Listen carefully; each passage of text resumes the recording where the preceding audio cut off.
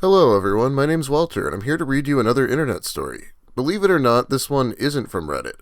This is a post that I remember from back in the day, but I can't find it in post form anymore. Thankfully, this article from Lowtex has immortalized it under the name Sad Posts Say So Much. This is about a bit of a nice guy voyeur, I guess I'll call it. Not sure if he's exactly a nice guy, but no one's gonna click the video if I don't put that in the title, and it is a great read. I guarantee you'll get some cringe out of reading it. Anyway, let's begin with classic something awful, nice guy voyeur story. This was posted here in December of 2007, so the post was likely made earlier that year. Yes, well over a decade ago now. Let's just get started. This all takes place in February to April of 2004, when I was a freshman in college. I have always been a fairly shy person, but I had a circle of friends from high school that I hung out with on a regular basis. Specifically, I had a best friend, John, who I hung out with almost every day. At that time, I commuted to my state university, which was about a half-hour drive from my house, and all of my friends were either seniors in high school or were living at home and attending the local community college. From the time I graduated high school to January of my freshman year at college, my life was pretty simple and relaxed. I spent a few hours a day on schoolwork, hung out with my friends, went to parties on the weekend, and in general, I had a good time. That was until, of course, I met Stephanie, and everything changed. Stephanie was an acquaintance of a friend of John, who he met at a party I did not attend. She was a senior at another local high school and lived about 15 minutes away from me. He got her number, and a few days later we went to her house to hang out. We hung out with her a few more times over the next couple weeks, and once it became apparent to John that she wasn't going to sleep with him, he lost most of his interest. I, however, did not. Stephanie was the most beautiful and amazing girl I have ever seen. From the first time I saw her, I knew I was in love. She was just so pretty and so funny, and had the most adorable laugh and smile I had ever seen and heard. I wished so badly that I had the social skills to become friends with her, independent of John. I mean, I knew that she was way out of my league and I was never going to get anywhere with her, but maybe if I could just become friends with her, something might happen, someday. However, I never got the opportunity. We were acquaintances and she thought I was nice, but we never really became close enough friends that I would feel comfortable asking her to hang out by myself. So once John decided that trying to get into her pants had become a futile endeavor, I was pretty much screwed. But I still just couldn't get her out of my head. I was infatuated with this girl, and when I get infatuated with a girl like this, it takes a lot of time and a lot of work to get over her. This time, however, I didn't want to get over her.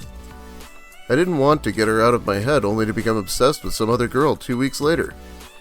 Stephanie was perfect, and I had to do anything I could to stay close to her. You can probably tell the biggest difference by now. Most of the stories I read are from the woman's perspective, and this one is going to be following the man and his thoughts. This situation is what incels and various other internet people refer to as a one-itis, a woman you become obsessed with to the point of ignoring other opportunities.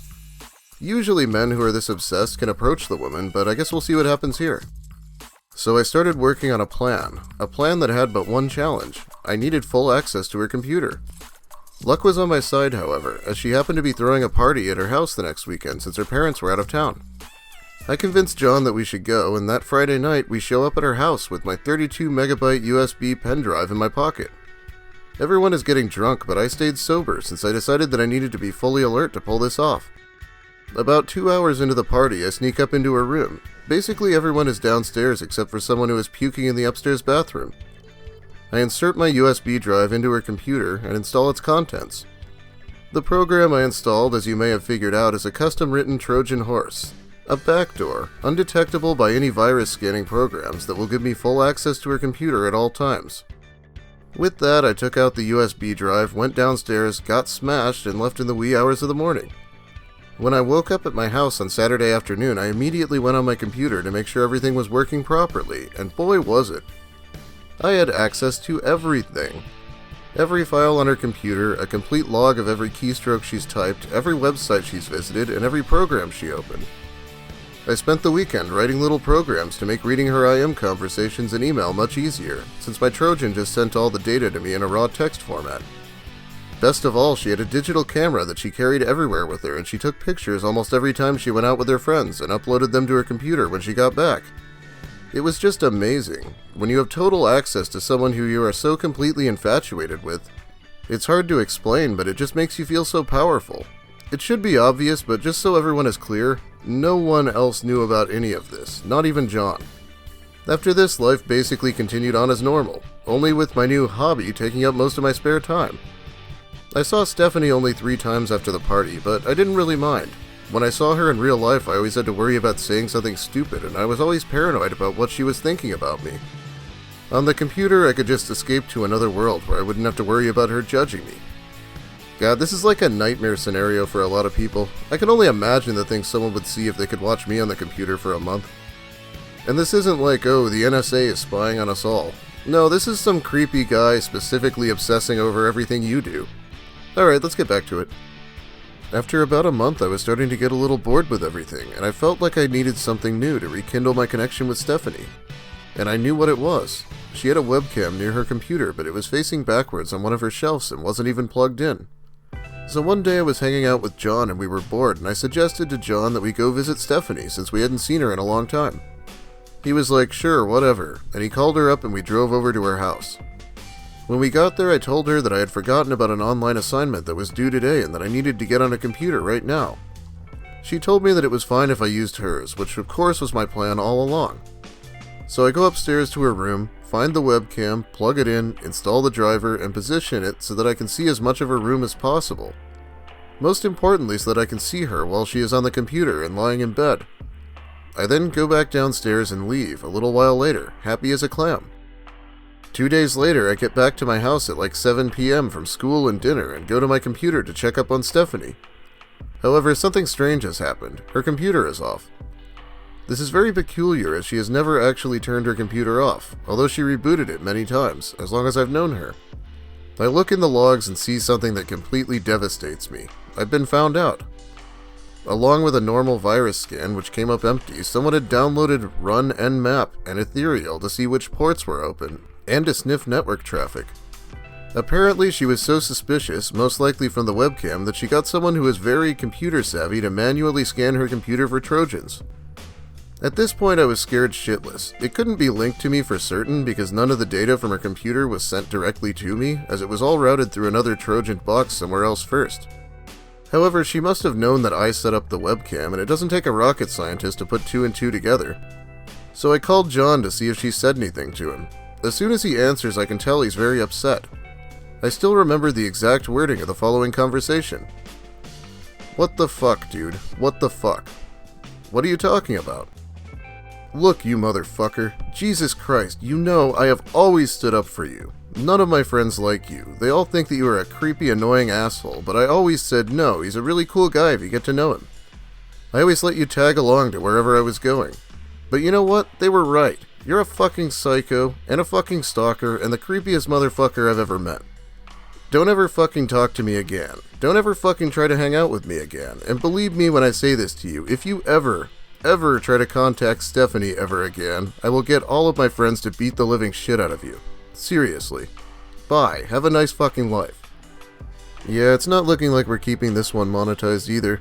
But Walter, why don't you just bleep the word fuck out? Because I like saying it. I've lost thousands of dollars over this already, trust me. Then he hung up. There was nothing I could say. He knew the truth now, and he had always suspected that something weird was going on, but he never really tried to find out what it was. Probably because he would rather just not have known. My life was over. I had no friends anymore, not a single one, and I had no way of making new friends, as trying to make friends when you commute to college is hard enough for anyone. Much more so when you're as shy as I am. And even more than that, it was all over with Stephanie. I had never felt a connection to any woman in the same way that I felt a connection to her, and that was gone forever, and I was never going to get it back. I felt like I had no reason to live anymore, so I drank the half bottle of vodka I had left, downed an assortment of pills from my medicine cabinet, and hoped I would never wake up.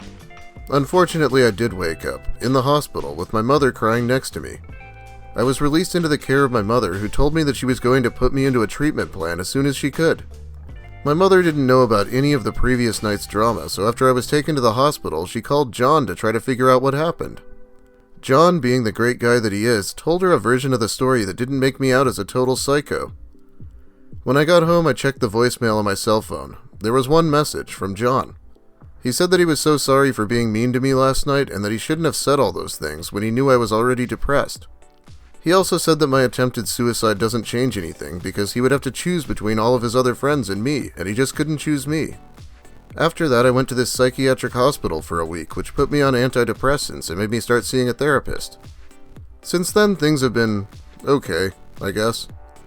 I've made a few new friends, but I've still never gotten a girlfriend or even kissed a girl. Pathetic, I know. Well, that's my story. I hope you guys don't think I'm too much of a weirdo. I know that most guys here can relate to being infatuated with a girl, so I don't really think it will be too much of a problem. Notice how he's saying people here might understand him? Well, he's probably right. For the truly uninitiated, a goon is any member of something awful, but there's a bit of a neckbeard stereotype associated with them. I really wouldn't be surprised if the term neckbeard originated on something awful because they were definitely using it 10 plus years ago. The stereotypical goon was a fat virgin with a neckbeard who ate Cheetos and drank Mountain Dew. Sometimes people that were exactly like this turned up though. Well anyway, I'm not going to tell you not to do this. It's way too obvious even for an 18-year-old that this is wrong. I'm even kinda surprised that this guy didn't feel like a piece of shit over it until he got caught. You'd think it would feel like crossing a line, but he didn't mention anything of the sort. I think if you were to even say something like this is worse than physically assaulting someone, you'd have a legitimate argument, honestly. One last thing. I like the 32 megabyte thumb drive. This one on my desk I bought in a pack at Walmart and it's 32 gigs. Technology sure sucked back then, didn't it? Anyway, thanks for watching everyone. I hope you enjoyed the story. Please consider hitting that like button, leaving a comment about what you thought of the story, and if you're new and like the content, subscribe for more. It all really helps me out. Speaking of help, since I refuse to censor my videos, my generous patrons are a lot of help. Let's shout them out. Levon, Chris Sturman, Invader Jill, Spoofs McJenkins, Spoonie the Rogue, Hunter Malcolm, Amanda Gillies, Cody Brooks, Chocobo Asylum, Camper Supreme, Knit1 Code 2, Roy, Lil Spoon, Ms. Mayhem, Sheridan Shadrack, Jubes, Donuts, Chocobo Valentine, Jack Pacey, Clint Painter, and Esperova. Thanks so much, everyone. It was a rough year for me, but I think things are finally looking up with the new channel.